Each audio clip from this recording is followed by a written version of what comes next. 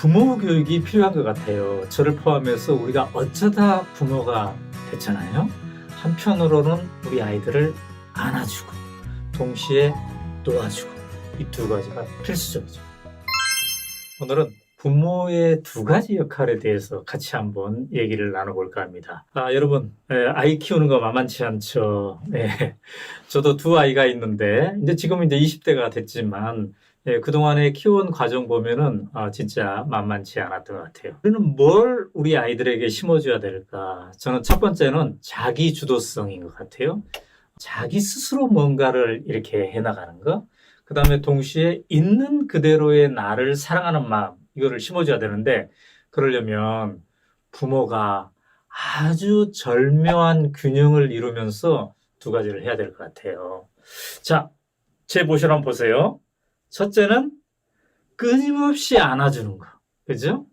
밖에서 어떤 상처를 받고 오더라도 적어도 집에서 우리 엄마 아빠를 만나면 내가 편안함을 느끼는 거.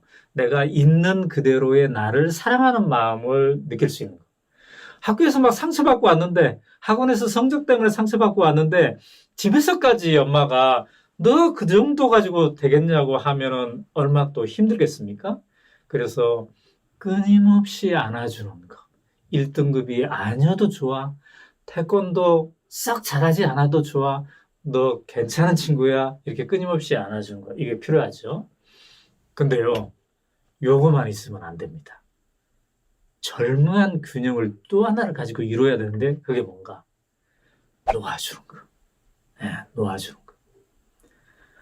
엄마 아빠에 의지하지 않고 자기 스스로의 힘으로 뭔가를 하기 위해서 초등학생 때는 초등학생 단계에 맞게, 중학생 때는 중학생 때, 고등학생 때는 고등학생 단계에 맞게 이 놓아주는 게 필수적이죠. 제가 지난 8년 동안 강연장에서 6만 명의 중고등학생들을 만났어요. 근데 학생들 만날 때마다 두 부류의 아이가 있습니다. 한 아이는 엄마 아빠로부터 좀 더 자유로운, 엄마 아빠가 틈을 만들어줬기 때문에 좀 더 발랄하고 말도 잘하고, 근데 또 한 부류의 아이들은 왠지 주눅이 들어있어요. 쭉 얘기를 나눠보면은 엄마 아빠에 쥐어 사는 거예요. 엄마 아빠가 권력을 분점해주지 않아. 그래서 엄마 아빠의 인생을 자기가 사는 겁니다. 한 초등학생 일기에 이렇게 써 있었잖아요. 저는 제가 살고 있는 게 아닙니다. 우리 엄마가 살고 있습니다. 중학교 1학년짜리 독후 가면은 이렇게 써 있어요. 나는 드라마 PD가 내 꿈인데 드라마 한 편을 보려면 엄마랑 딜을 해야 된다. 엄마에 의해서 이렇게. 근데 말이죠. 또 다른 아이들. 엄마가 조금 더 틈을 주고 자유를 주고 이것만 하는 게 아니라 이 놔주는 것까지 했던 이 아이들은 상당히 자기 주도성을 중고등학생 때부터 키워갑니다. 한 고등학생은요, 제 강의가 끝났더니 저한테 이메일 보내가지고 저는 우리 엄마 덕분에 선생님이 강연에서 얘기한 그 자기 주도성을 키워가고 있습니다.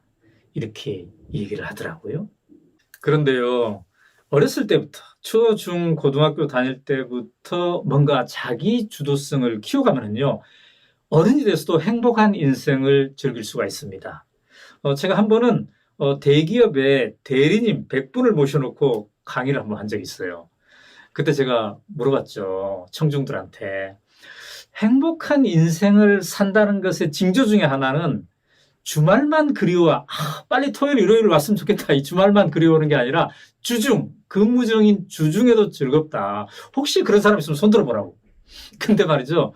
마음속으로 그런 마음이 들더라도 저요? 이렇게 손들기 참 그렇지 않습니까? 막 동료들도 보고 있고, 그 다음에 또 손들면 어때요? 강사가 또 막 뭘 말 시키고 그러니까 귀찮잖아요. 근데 뜻밖에도 한 남성이 탁 손을 들었어요. 그래서 제가 물어봤죠. 왜 그렇게 주중에도 즐겁냐고. 그런데 그때는 잘 말을 안 하더라고요. 근데 바로 그날 저녁 저한테 이렇게 긴 이메일이 왔어요. 그 이메일에 제목을 붙여보자면 이런 거예요. 나는 왜 강연 때 손을 번쩍 들었나? 근데 내용적 제목은 뭐냐면 우리 엄마 덕분에요. 그러면서 이 이메일에 자기 엄마에 대한 얘기를 쫙 얘기를 해놓은 거예요. 어떤 엄마였는지.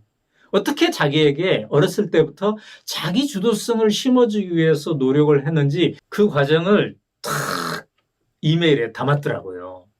자, 요게 이제 그 이메일인데, 어떤 엄마였냐? 본인이 군대 갈 때 이 엄마는 다른 친구들 엄마랑 완전히 달랐대요.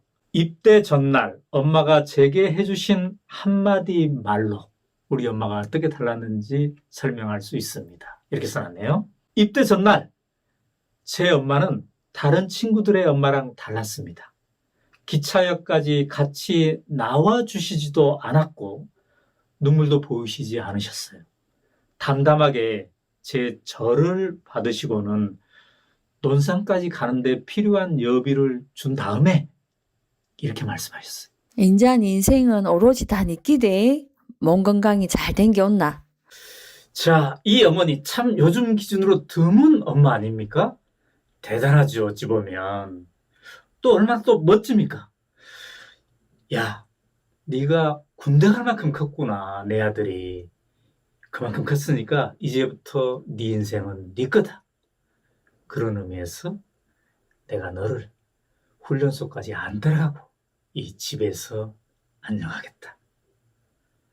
아, 만만치 않죠, 이렇게 하기를. 근데 저도 말이죠. 우리 아들이 군대 갈 때 훈련소까지 막 따라오고 그랬거든요. 근데 저 엄마의 마음이 어때요? 매정한 게 아니죠. 뭐가 포함되어 있습니까? 이 사랑이 포함되어 있죠. 사랑이. 이 우리 아이를 스스로 가게 만들기 위한 그런 훈련이죠. 새들도 그렇게 한다고 하지 않습니까? 어미새가 아이새 처음 나올 때는요. 서너 시간마다 계속 먹이를 줍니다. 근데 일정하게 1주, 2주, 한 달 정도 크면 어떻게 해요? 먹이를 줄 듯 하다가 안 주고 다시 날아가 버린대요. 그러면 아기새가 자기의 힘으로 스스로 먹이를 찾아서 날아간다고 하네요. 아이를 사랑하기 때문에, 진정으로 사랑하기 때문에 그렇게 자기 주도성을 길러주는 마음이 있는 거죠. 그리고 이 이메일에는 아빠와 엄마가 어떻게 달랐는지가 써 있어요. 자기가 공대 가겠다고 했더니 아빠는 막 호통치고 난리를 쳤대요. 근데 엄마는 묵묵히 너의 길을 가라라고 지원해 줬다는 거예요. 스스로 갈 수 있도록. 그런데 제일 재밌는 거는 이분이 이제 직장 다니다가 좀 몸이 안 좋아져가지고 직장도 쉬어야 했고, 그리고 사귀던 사람과도 이별을 해야 됐대요. 그래서 이제는 바닥이구나 싶었대. 그래서 누군가 이 바닥이구나 싶을 때 누군가 찾아가가지고 뭔가 좀 힘을 얻고 싶잖아요. 그래서 엄마를 찾아갔대요. 그래서 엄마한테 가가지고 엄마, 나 사는 게 너무 힘들어 죽겠어 라고 푸념을 했을 때 우리 엄마는 이렇게 얘기했대. 삶이라 하는 게 원래 힘든 기다. 사는 게 즐거우마 얼라들이 엄마 뱃속에서 나올 때 와 울고 나오겠노. 하하하 하고 웃고 나와야지. 산다 가는 게 힘든 게 연속인기라 웃고 살 수 있도록 만들어 가는 게 사람의 숙명이다. 이 어머님 말씀 참 명언이지 않습니까? 만만치 않은 인생을 잘 극복하는 것. 그게 바로 인생의 맛이다. 참 되새길 만한 말씀입니다. 그리고요, 그 엄마가 이제 이분이 결혼할 때도 본인이 선택한 짝을 그대로 믿고 이렇게 받아줬다고 하네요. 이분은 이 긴 이메일의 마지막을 이렇게 썼어요. 오연호 선생님, 오늘 강연 감사했습니다. 제 엄마가 제게 하신 것처럼 저도 제 아이들을 그렇게 키워가겠습니다. 네, 참 아름다운 마무리 아닙니까? 제가 어찌 답장을 안 할 수가 있었겠습니까? 그래서 답을 했어요, 답을. 반갑습니다. 강연 의미있게 들어주시고 그때 손도 번쩍 들어주셔서 감사합니다. 참 훌륭한 어머니를 두셨군요. 복이 많으십니다. 그 힘이 있었으니 인생은 내내 성장기이다라는 생각을 가지시고 학생 시절의 어려움을 잘 극복해내신 듯 합니다. 그 긍정 에너지를 직장 동료들과 이웃에 나눠주면 더 행복해지리라 믿습니다.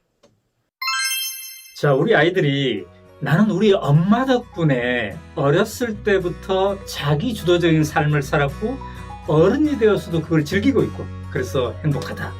이렇게 얘기하면 얼마나 좋을까요? 자, 오늘 정리해 볼까요? 끊임없이 무조건 안아주고 그러나 동시에 놓아주고 이 두 가지 기억하면 좋겠습니다. 오늘 이 두 가지를 하기로 결심하신 우리 엄마들 구독, 좋아요, 알람 설정 꾹 누르면서 우리가 한번 실천해 보죠. 네, 감사합니다.